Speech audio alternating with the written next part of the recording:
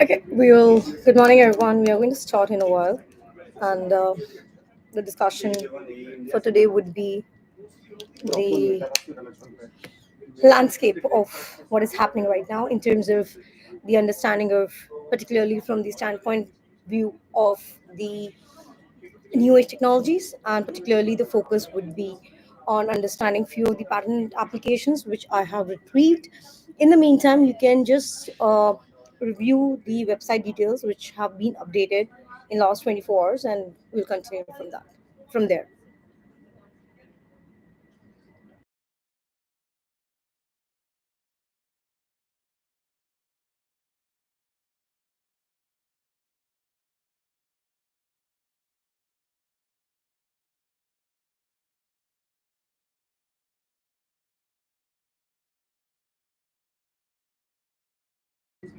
I would urge everyone to buy this book. It's kind of a best of the best analysis of how AI has to work, not only in the current scenario, but for the longest term, folks who are not aware about.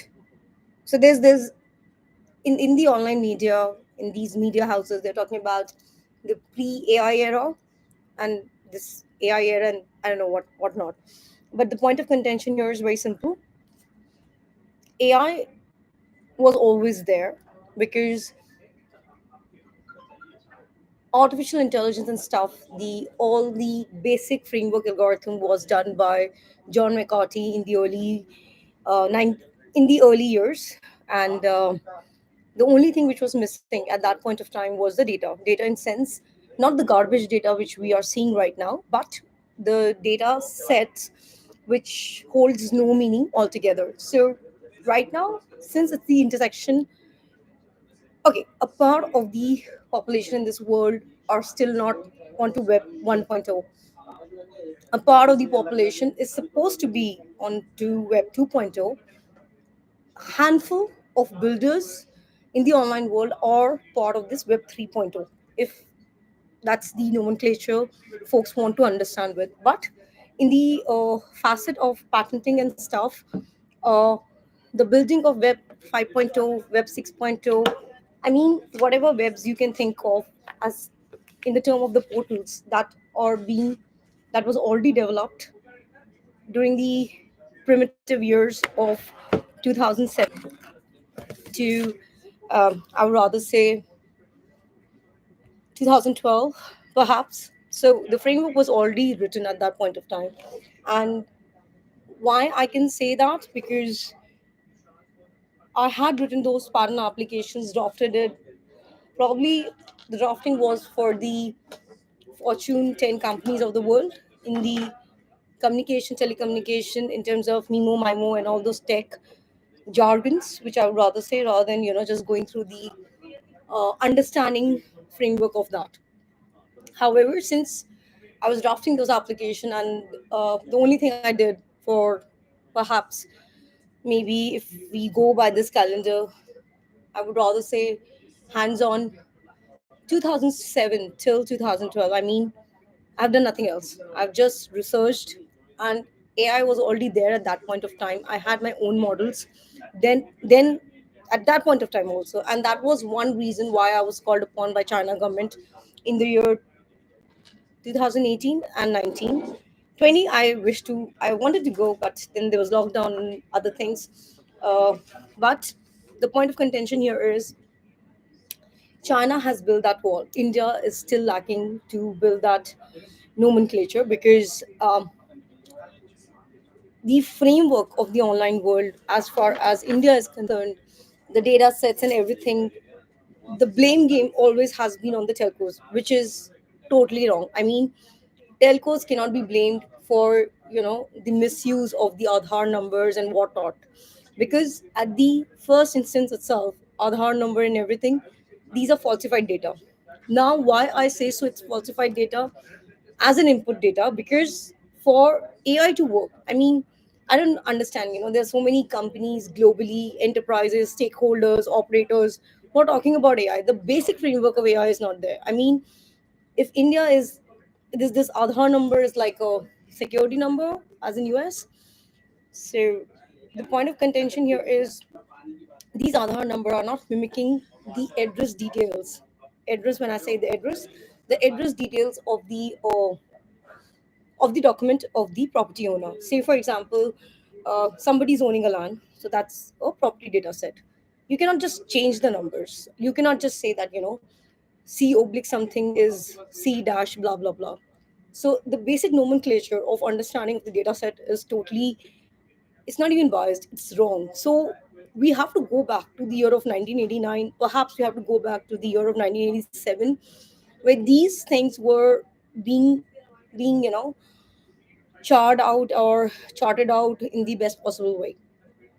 So that is one data set. And honestly speaking, over the years, nothing much has been done. The only thing now, what is saving the telcos is the understanding of the framework of the AI in terms of the spam protection, because the dark web in India is much more the number of people working in the dark web, and these are the educated intellectual people. All these cyber companies, cyber threat companies, what are they doing? First, they create the threat in the online world, so the part of them in extended versions, maybe in whatever format, they create that threat, and then they come to the companies and say, hey, you're going through this problem statement, this is the due diligence we have done, and then you are trying to give a solution. So this good cop bad cop kind of a situation is existing in the cyber world, and particularly India is at a threat because this is now rampant, and even like all these bankers, and particularly the private sector. I mean, whether it's Axis Bank, HDFC, IDFC, Falana, Dhamkana.